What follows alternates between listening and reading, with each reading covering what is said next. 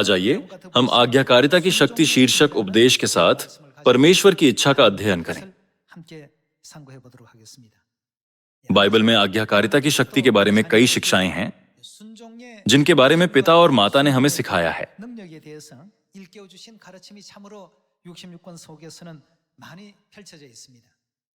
परमेश्वर ने कहा कि वह अपने छिपे हुए रहस्यों को उन लोगों के सामने प्रकट करेंगे जो पूरी तरह से उनकी आज्ञा का पालन करते हैं।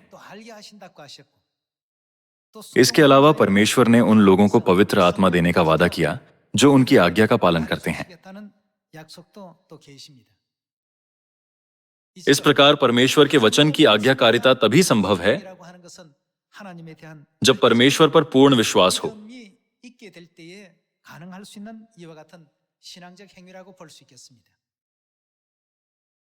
हर किसी के अपने विचार, अपनी जिद और अपनी पसंदीदा दिशाएं होती हैं।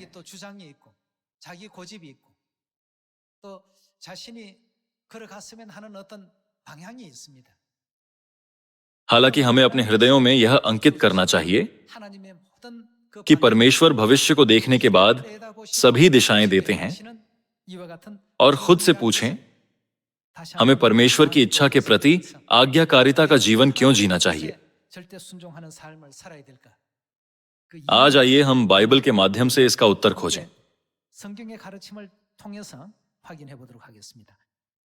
आइए हम यशायाह अध्याय 55 आयत 6 देखें।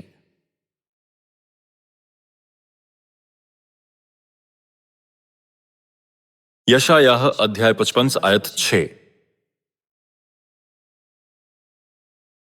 जब तक यहोवा मिल सकता है तब तक उसकी खोज में रहो, जब तक वह निकट है तब तक उसे पुकारो। दुष्ट अपनी चाल चलन और अनर्थकारी, उन्हें क्या करना चाहिए? अपने सोच विचार छोड़कर यहोवा ही की ओर फिरे। सभी मनुष्यों में सोचने की क्षमता होती है।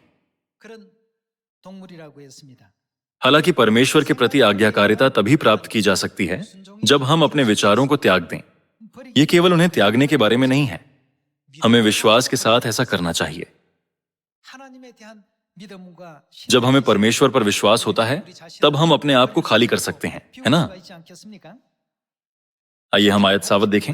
दुष्ट अपनी चाल चलन और अनर्थकारी अपने सोच विचार छोड़कर यहोवा ही की ओर फिरे।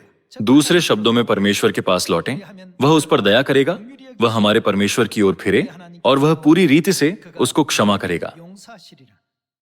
क्योंकि यहोवा कहता है, मेरे विचार और तुम्हारे विचार एक समान नहीं है, न तुम्हारी गति और मेरी गति एक सी है। स्वर्ग जाने का वह मार्ग जिसे परमेश्वर ने उद्धार कहा है, मनुष्यों के सोचने के तरीके से अलग है। मिस्र से कनान तक का मार्ग जिस पर परमेश्वर ने इस्राएलियों की अगुवाई की, वह उस मार्ग से अलग था जिस पर इस्राएली जाना चाहते थे। हालांकि मार्ग में परमेश्वर ने कई ऐसे तत्व रखे जिनके बारे में लोगों ने कभी सोचा भी नहीं होगा।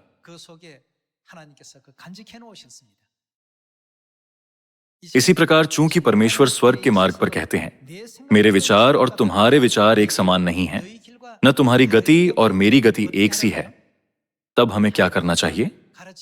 बाइबल के माध्यम से परमेश्वर हमें उनकी सभी शिक्षाओं के प्रति आज्ञाकारी होने की आज्ञा देते हैं। आइए हम आयत 9 से जारी रखें। क्योंकि मेरी और तुम्हारी गति में और मेरे और तुम्हारे सोच विचारों में वे कैसे हैं? आकाश और पृथ्वी का अंतर है।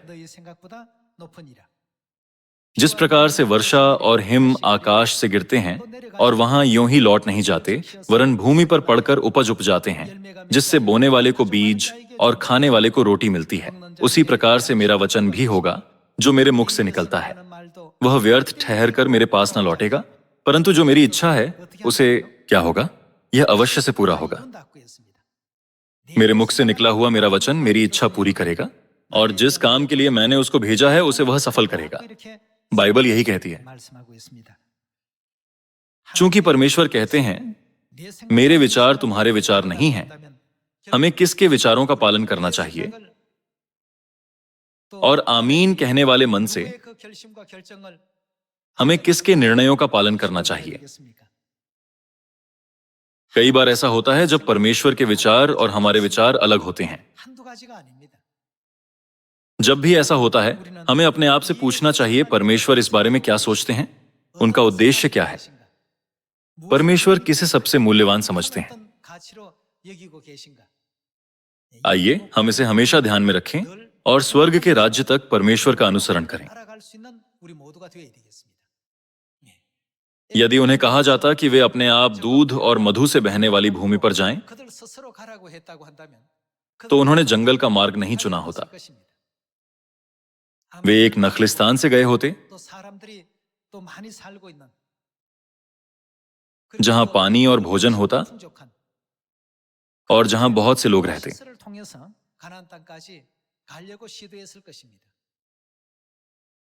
हालांकि परमेश्वर की योजना उनकी योजनाओं से कहीं बेहतर थी।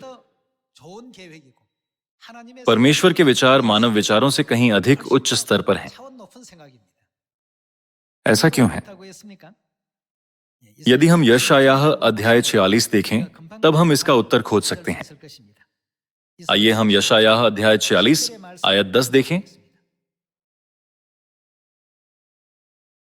यशायाह अध्याय 46 आयत 10 में परमेश्वर कहते हैं, मैं तो अंत की बात, परमेश्वर ने कब से यह बताया है और प्राचीन काल से उस बात को बताता आया हूं जो अब तक नहीं हुई। मैं कहता हूं, मेरी युक्ति स्थिर रहेगी और मैं अपनी इच्छा को पूरी करूंगा।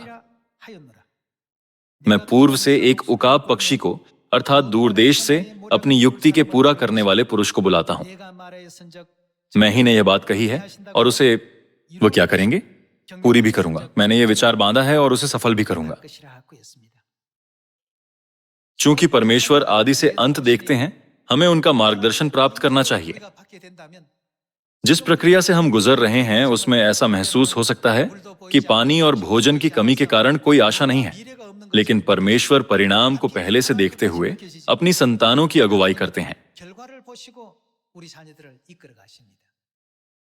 जब तक हम इस प्रक्रिया के दौरान परमेश्वर से कुड़कुड़ाते शिकायत करते या विश्वास नहीं खोते, हम अनंत स्वर्ग के राज्य में प्रवेश करेंगे, जैसे यहोशू और कालेब ने कनान देश में प्रवेश किया था। हम निश्चित रूप से वहां प्रवेश कर सकते हैं। हालांकि यदि मानवीय विचार हस्तक्षेप करते रहें तो यह एक समस्या बन जाती है।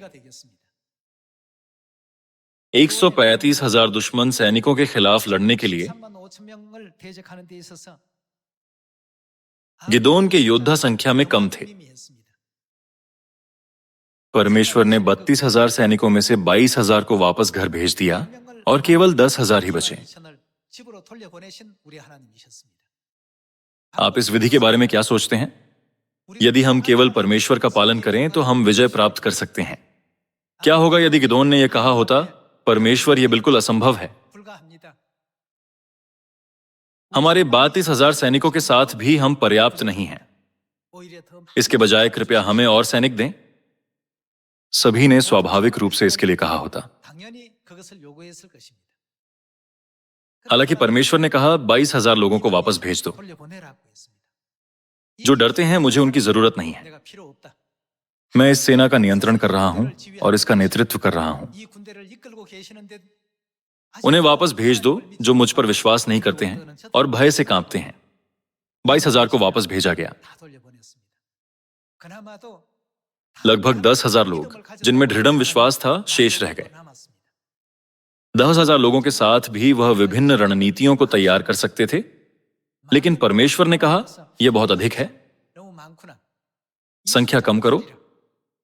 गिदोन अचंभित हुआ होगा। यदि गिदोन को परमेश्वर पर भरोसा न होता और वह मानवीय तर्क पर निर्भर रहता, तो वह उस युद्ध में कप्तान के रूप में कभी नेतृत्व नहीं कर पाता। वह उस लड़ाई में लड़ने में सक्षम था क्योंकि उसे विश्वास था कि परमेश्वर उनका नेतृत्व करेंगे और उन्हें विजय प्रदान करेंगे।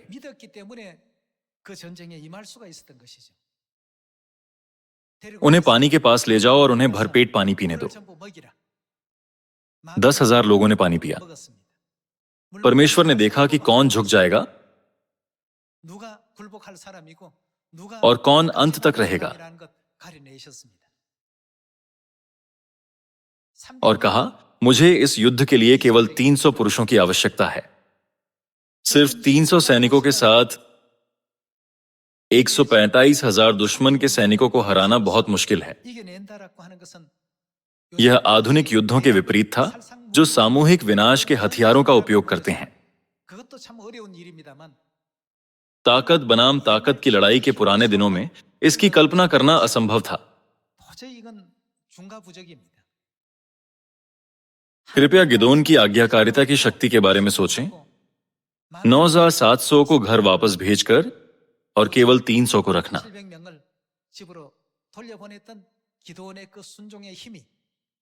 क्या यह अंततः मिद्यानियों से इज़राइल को बचाने के अद्वितीय परिणाम की ओर नहीं ले गया?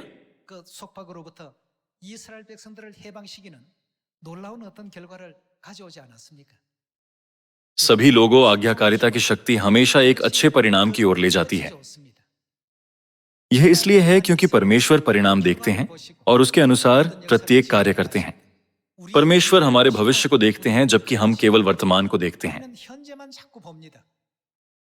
हम वर्तमान के प्रति अत्यधिक चिंतित हो जाते हैं और हम में पूर्व दृष्टि की कमी हो जाती है। ऐसे में हमें क्या करना चाहिए? जहां कहीं परमेश्वर हमारी अगुवाई करें, हमें उनका पालन करना चाहिए। बाइबल हमें बताती है कि जो संतान परमेश्वर की अगुवाई का पालन करते हैं, वे अंत के दिनों में बचाए जाएंगे। परमेश्वर पर पूर्ण भरोसा रखें और आप महिमा के भागीदार होंगे। बाइबल हमें इस सत्य के प्रति जागरूक करती है। बाइबल हमें बताती है कि परमेश्वर उन लोगों को पवित्र आत्मा प्रदान करते हैं जो उनकी आज्ञा मानते हैं, और जो लोग उनकी आज्ञा मानते हैं, उन्हें वह अपने गहरे रहस्यों को समझने में सक्षम बनाते हैं। चूंकि परमेश्वर शुरुआत से अंत को देखते हैं और हमें उन सभी चीजों से अवगत कराते हैं जो अभी पूरी होनी बाकी हैं,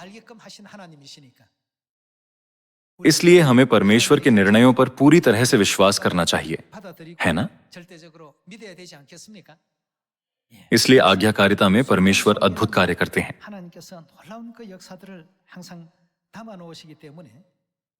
यदि हम यह कहते हुए अपने विचारों को सामने रखें कि मैं यही सोचता हूं, तब यह सुसमाचार की पूर्णता का नेतृत्व नहीं कर सकता। हमें पूछना चाहिए कि परमेश्वर की इच्छा क्या है? परमेश्वर क्या सोचते हैं? क्या परमेश्वर 32,000 से अधिक सैनिक चाहते हैं या वह संख्या कम करना चाहते हैं? जीत या हार परमेश्वर की इच्छा पर निर्भर करती है। हमें उस पर विश्वास करना चाहिए। भले ही हम अभी कई तरह से कमी महसूस कर रहे हैं, लेकिन परमेश्वर सक्रिय रूप से यह सुनिश्चित करने के लिए काम कर रहे हैं कि सभी मानव जाति किसी भी तरह से सुसमाचार सुन सके। प्रतिफल पर विश्वास करे और लगन से अपने विश्वास के साथ आगे बढ़े। क्या यह परमेश्वर का अनुरोध नहीं है? यूहन्ना अध्याय 2 में आइए देखें कि आज्ञाकारिता का कार्य उस उदाहरण के माध्यम से कैसे प्रकट होता है जो विवाह भोज में दिखाया गया था।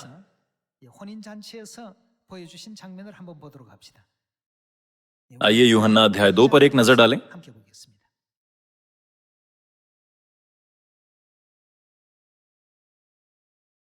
अध्याय 2 आयत 1। फिर तीसरे दिन गलील के काना में किसी का विवाह था और यीशु की माता भी वहां थी। यीशु और उसके चेले भी उस विवाह में निमंत्रित थे। जब दाखरस घट गया तो यीशु की माता ने उससे कहा, उनके पास दाखरस नहीं रहा। यीशु ने उससे कहा, हे महिला, मुझे तुझसे क्या काम? अभी मेरा समय नहीं आया। उसकी माता ने सेवकों से कहा, जो कुछ वह तुमसे कहे वही करना। उसकी माता ने सेवकों से कहा, जो कुछ वह तुमसे कहे वही करना। आज 6 वहां यहूदियों के शुद्ध करने की रीति के अनुसार पत्थर के 6 मटके धरे थे, जिनमें 2-2, 3-3 मन समाता था। यीशु ने उनसे कहा, मटकों में पानी भर दो। उन्होंने उन्हें मुंह भर दिया। तब उसने उनसे कहा, अब निकालकर भोज के प्रधान के पास ले जाओ, और वे ले गए। जब भोज के प्रधान ने वह पानी चखा जो दाखरस बन गया था, और नहीं जानता था कि वह कहां से आया है, परंतु जिन सेवकों ने पानी निकाला था वे जानते थे। तो भोज के प्रधान ने दूल्हे को बुलाकर उससे कहा, हर एक मनुष्य पहले अच्छा दाखरस देता है और जब लोग पीकर छक जाते हैं तब मध्यम देता है, परंतु तूने अच्छा दाखरस अब तक रख छोड़ा है। यीशु ने गलील के काना में अपना यह पहला चिन्ह दिखाकर अपनी महिमा प्रकट की और उसके चेलों ने उस पर विश्वास किया। यहां हम देख सकते हैं कि मरियम, जो यीशु की माता थी, ने सेवकों को निर्देश दिया, वह जो कुछ भी तुमसे कहे वही करो।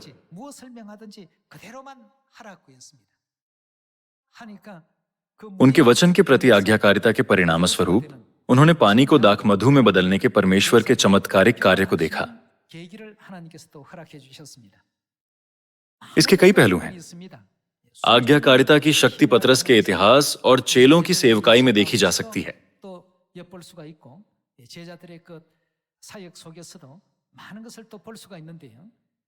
पतरस का उदाहरण व्यापक रूप से जाना जाता है ना? आइए लूका अध्याय 5 पर एक नजर डालें। आज्ञाकारिता बड़ी शक्ति लाती है। परमेश्वर का उद्धार का कार्य मनुष्य के अंकगणितीय दृष्टिकोण से अपूर्ण प्रतीत हो सकता है।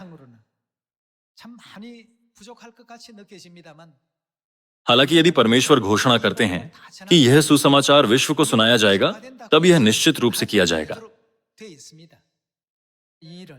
आपको विश्वास के साथ आगे बढ़ना चाहिए। आइए लूका अध्याय 5 पर जाकर पतरस के द्वारा आज्ञाकारिता की शक्ति के बारे में जानें।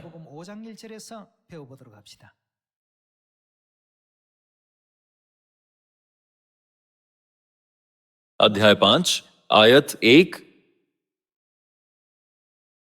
जब भीड़ परमेश्वर का वचन सुनने के लिए उस पर गिरी पड़ती थी और वह गन्नेसरत की झील के किनारे पर खड़ा था, तो ऐसा हुआ कि उसने झील के किनारे 2 नावें लगी हुई देखीं और मछुए उन पर से उतरकर जाल धो रहे थे। उन नावों में से एक पर जो शमौन की थी, क्या शमौन पतरस नहीं है? चढ़कर उसने उससे विनती की कि किनारे से थोड़ा हटा ले चले। तब वह बैठकर लोगों को नाव पर से उपदेश देने लगा। जब वह बातें कर चुका तो शमौन से कहा, गहरे में ले चल और मछलियां पकड़ने के लिए अपने जाल डालो। शमौन ने उसको उत्तर दिया, हे स्वामी, हमने सारी रात मेहनत की और कुछ न पकड़ा, तो अभी तेरे कहने से जाल डालूंगा। जब उन्होंने ऐसा किया तो बहुत मछलियां घेर लाए और उनके जाल फटने लगे। इस पर उन्होंने अपने साथियों को जो दूसरी नाव पर थे संकेत किया कि आकर हमारी सहायता करो, और उन्होंने आकर दोनों नावें यहां तक भर लीं कि वे डूबने लगीं। यह देखकर शमौन पतरस यीशु के पांवों पर गिरा और कहा, हे प्रभु, मेरे पास से जा, क्योंकि मैं पापी मनुष्य हूं। क्योंकि इतनी मछलियों के पकड़े जाने से उसे और उसके साथियों को बहुत अचंभा हुआ, और वैसे ही जब्दी के पुत्र याकूब और यूहन्ना को भी, जो शमौन के सहभागी थे, अचंभा हुआ। तब यीशु ने शमौन से कहा, मत डर, अब से तू मनुष्यों को जीवता पकड़ा करेगा। और वे नावों को किनारे पर ले आए और सब कुछ छोड़कर उसके पीछे हो लिए। जैसा कि हम यहां देख सकते हैं, जब पतरस ने रात भर बिताने के बाद भी एक भी मछली नहीं पकड़ी, तब उसे बाहर जाकर जाल डालने की आज्ञा दी गई। ऐसा करके उसने 2 नावों को इतनी सारी मछलियों से भर दिया। ऐसा अद्भुत कार्य घटित हुआ। पतरस के अनुभव और काना में विवाह के चमत्कार दोनों के द्वारा परमेश्वर ने प्रकट किया कि जब हम अपने दैनिक जीवन में उनकी आज्ञा का पालन करते हैं, तब आत्मिक शक्ति प्रकट होती है। आइए हम एक बार फिर से पुष्टि करें कि जो उनकी आज्ञा मानते हैं, परमेश्वर उन्हें पवित्र आत्मा देते हैं। आइए हम प्रेरितों अध्याय 5 खोलें। विश्वास पर आधारित आज्ञाकारिता की शक्ति हमें खुशी और इच्छा से परमेश्वर की आज्ञा मानने देती है ना? यदि कार्य अनिच्छा से किया जाता है तो परमेश्वर की शक्ति का अनुभव करना कठिन है। हर्षित हृदय से आइए हम विश्वास करें कि पिता और माता ने अंत देखा है और हमारे भविष्य के लिए जो सर्वोत्तम है वही आज्ञा देते हैं। तब हम सुंदर और कृपापूर्ण परिणाम प्राप्त कर सकते हैं।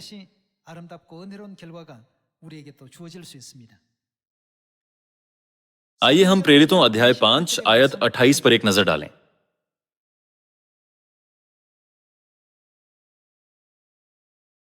अध्याय 5 आयत 28। क्या हमने तुम्हें चिताकर आज्ञा न दी थी कि तुम इस नाम से उपदेश न करना? तो अभी देखो, तुमने सारे यरूशलेम को अपने उपदेश से भर दिया है और उस व्यक्ति का लहू हमारी गर्दन पर लाना चाहते हो। तब पतरस और अन्य प्रेरितों ने उत्तर दिया, मनुष्यों की आज्ञा से बढ़कर हमें किसकी आज्ञा माननी चाहिए? परमेश्वर की आज्ञा का पालन करना ही हमारा कर्तव्य है। हमारे बाप दादों के परमेश्वर ने यीशु को जिलाया, जिसे तुमने क्रूस पर लटकाकर मार डाला था। उसी को परमेश्वर ने प्रभु और उद्धारकर्ता ठहराकर अपने दाहिने हाथ पर उच्च कर दिया कि वह इजरायलियों को मन फिराव की शक्ति और पापों की क्षमा प्रदान करे। हम इन बातों के गवाह हैं, और वैसे ही पवित्र आत्मा भी जिसे परमेश्वर ने उन्हें दिया है जो उसकी आज्ञा मानते हैं।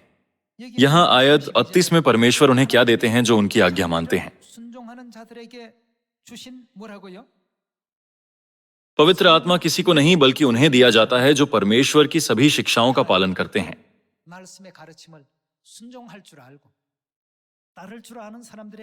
यदि हम पवित्र आत्मा की शक्ति प्राप्त करना चाहते हैं तो हमें आज्ञाकारिता की शक्ति पर विश्वास करना चाहिए।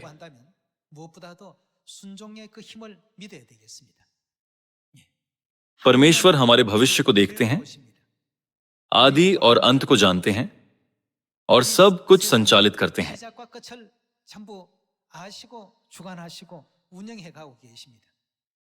इसलिए परमेश्वर हमें अपनी संतानों को सबसे सही और सुरक्षित स्थान पर रखते हैं।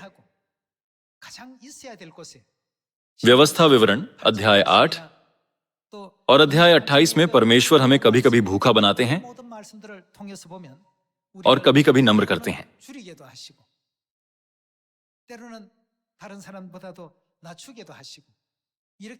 विश्वास के जंगल में यात्रा के माध्यम से परमेश्वर हमें सभी बुरी और अभिमानी आत्माओं को दूर करने और उसे ठीक से समझने वाले विश्वास के साथ एक नम्र और कोमल हृदय को बढ़ावा देना सिखाते हैं। हमें यह नहीं सोचना चाहिए, मैं परमेश्वर में विश्वास करता हूं, फिर जीवन इतना कठिन क्यों है? ये इतना थकाऊ क्यों है? ये इतना कठिन क्यों है? इसके बजाय हमें खुद से पूछना चाहिए, मुझे इस तरह का जीवन देने में परमेश्वर की क्या इच्छा है? वह मुझे क्या महसूस कराना चाहते हैं? मुझे क्या सीखने की जरूरत है? सियोन परिवार के सदस्यों को पहले इसी पर विचार करना चाहिए। आइए हम रोमियो में एक और आयत देखें। आइए हम रोमियो अध्याय 6 आयत 13 देखें।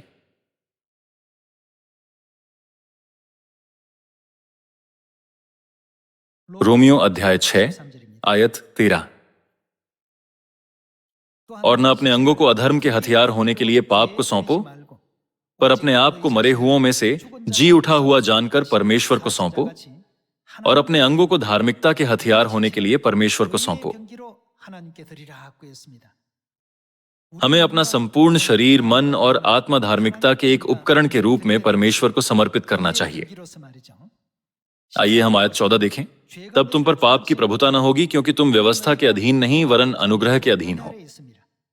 तो क्या हुआ? क्या हम इसलिए पाप करें कि हम व्यवस्था के अधीन नहीं वरन अनुग्रह के अधीन हैं? कदापि नहीं। क्या तुम नहीं जानते कि जिसकी आज्ञा मानने के लिए तुम अपने आप को दासों के समान सौंप देते हो, उसी के दास हो। चाहे पाप के जिसका अंत मृत्यु है, चाहे आज्ञाकारिता के जिसका अंत धार्मिकता है। परंतु परमेश्वर का धन्यवाद हो कि तुम जो पाप के दास थे, अब मन से उस उपदेश के मानने वाले हो गए जिसके सांचे में ढाले गए थे, और पाप से छुड़ाए जाकर धार्मिकता के दास हो गए। रोमियो की पुस्तक अध्याय 6 में यह हमें कहता है कि हम उनके दास हैं जिनकी हम आज्ञा मानते हैं, और यह कि हम परमेश्वर की आज्ञाकारिता में विश्वास रखते हुए अब पाप के दास नहीं बल्कि धार्मिकता के दास हैं।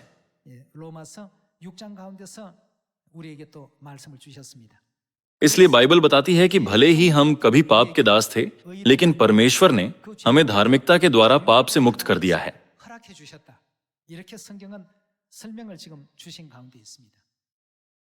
अपने शेष समय के लिए आइए हम परमेश्वर पर अपने विश्वास को मजबूत करें, चाहे जहां कहीं भी पिता और माता हमारा नेतृत्व करें। यदि यह परमेश्वर का वचन है तो हमें इसका पालन करना चाहिए, चाहे वह काना में विवाह भोज में दिया गया वचन हो, या पतरस को जो गलील के समुद्र के तट पर मछली पकड़ रहा था उसे दिया गया वचन हो। जैसे परमेश्वर ने गिदोन से कहा, यदि परमेश्वर हमें 32,000 में से डर के मारे कांप रहे लोगों को घर भेजने के लिए कहते हैं, तो हमें भी स्वेच्छा से ऐसा करना चाहिए। चूंकि आपने कहा कि 10,000 भी बहुत अधिक हैं, तो मैं क्या करूं? पानी के पास जाओ और उन्हें पानी पिलाओ। उनके पीने के तरीके और व्यवहार को देखने के बाद परमेश्वर ने कहा, उन्हें वर्तमान परिस्थितियों में विश्वास है, लेकिन चुनौतीपूर्ण परिस्थितियों में हार मान सकते हैं। उन्हें घर वापस भेज दो। ऐसा करने पर 300 लोग रह गए। आज्ञाकारिता की शक्ति ने अच्छे परिणाम प्रदान किए। इसलिए जब हमारी आज्ञाकारिता पूरी हो जाएगी तो परमेश्वर हर अवज्ञाकारी कार्य के साथ क्या करेगा?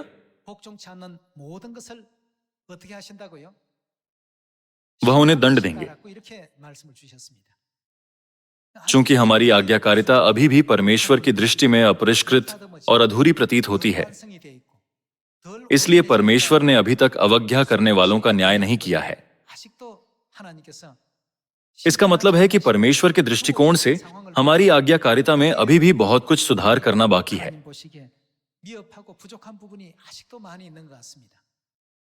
आइए हम आज्ञाकारिता की शक्ति के माध्यम से सभी मानव जाति को उद्धार के मार्ग पर अगुवाई करें। आज हम आज्ञा पालन के उद्देश्य से पुनः परमेश्वर के वचन को पढ़ते हैं। यह परमेश्वर की इच्छा का अनुसरण करना है। परमेश्वर ने हमें सभी अप्रिय और बुरी चीजों से दूर रहने और उनकी भलाई की शिक्षाओं का पालन करने के लिए निर्देश दिया। इसलिए चाहे कितनी ही बुरी बातें हमारे कानों और हृदयों को प्रसन्न करें,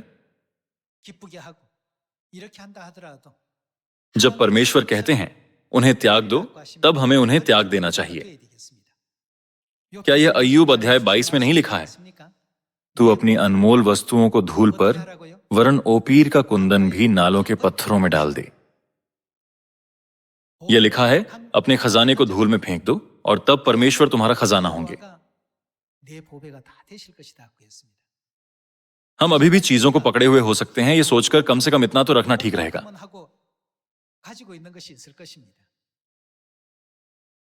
यदि हमारे विश्वास के भीतर ऐसे तत्व हैं जो परमेश्वर की इच्छा के अनुरूप नहीं हैं,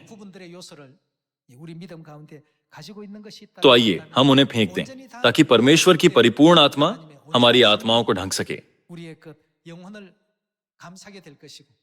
इसके अलावा परमेश्वर हमारी आत्माओं को वास्तविक प्रेरणा देंगे, जिससे हम उनके दूतों के रूप में पुनर्जन्म ले सकेंगे, जो सभी मानव जाति के लिए धन्य समाचार फैलाएंगे।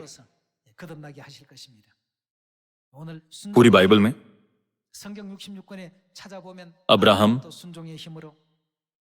नूह, मूसा, यहोशू, प्रेरित पतरस, प्रेरित पौलुस और प्रेरित यूहन्ना सभी ने आज्ञाकारिता की शक्ति के द्वारा अपनी आशीषें प्राप्त की। विश्वास के सभी नायकों ने आज्ञाकारिता की शक्ति के माध्यम से परमेश्वर की ओर देखा और हमेशा परमेश्वर में विश्वास के साथ सत्य में विजयी जीवन जिया।